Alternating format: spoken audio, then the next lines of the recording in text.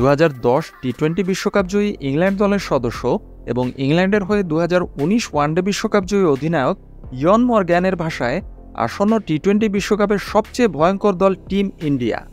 New ইয়র্কে 5 June আয়ারল্যান্ডের সাথে ম্যাচ দিয়ে ভারতের বিশ্বকাপ অভিযান শুরু হবে।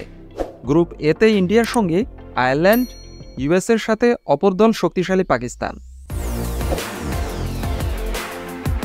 স্কাই স্পোর্টস ক্রিকেটে মাইকেল আথারটন এবং নাসির হুসেনের সঙ্গে কথোপকথনের সময় ইয়ান মর্গ্যান এই মন্তব্য করেন, প্রতিপক্ষের জন্য এই ভারতীয় দল খুবই ভয়ঙ্কর।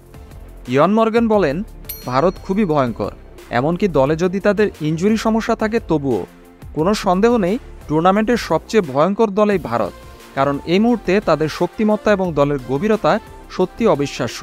কারণ আমরা এখন কথা বলছি এই 15 জন খেলোয়াড়ের বাইরে কারা কারা বাদ পড়েছে তাদের নিয়েই, কারণ সেই সব খেলোয়াড়দের মানও কিন্তু অনেক উঁচুতে।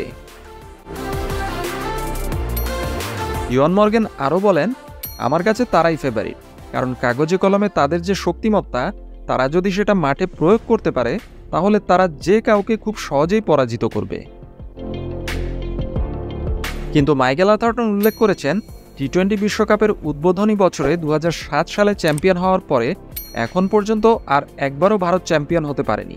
যদিও টি-20 দুনিয়ায় ভারত অনেক দূর এগিয়েছে এবং আইপিএলও অনেক উঁচুতে গিয়েছে, তবুও অদ্ভুতভাবে ভারত আর একবারও টি-20 বিশ্বকাপ ছুঁতে পারেনি।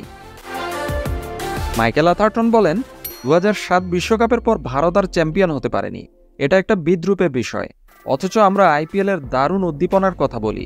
কিন্তু বিদ্রূপের বিষয় হলো ভারত আইপিএল শুরুর আগে চ্যাম্পিয়ন হয়েছিল, আইপিএল শুরু হবার পরে আর একবারও চ্যাম্পিয়ন হতে পারেনি। সোমবার ইউএসের মাটিতে ভারতের প্রথম দলটি পা রাখে। ভারতের দ্বিতীয় দল আসবে দুদিন পর। রোহিত শর্মা, জাসপ্রীত বুমরা, মোহাম্মদ সিরাজ, সূর্যকুমার যাদব, ঋষভ পান্ত, রবীন্দ্র জাদেজা, শিবম দুবে, কুলদীপ যাদব, অক্ষর প্যাটেলের সাথে ট্রাভেলিং রিজার্ভ হিসেবে শুভমান গিল এবং খালিল আহমেদ ইউএসএতে এসে পৌঁছেছেন।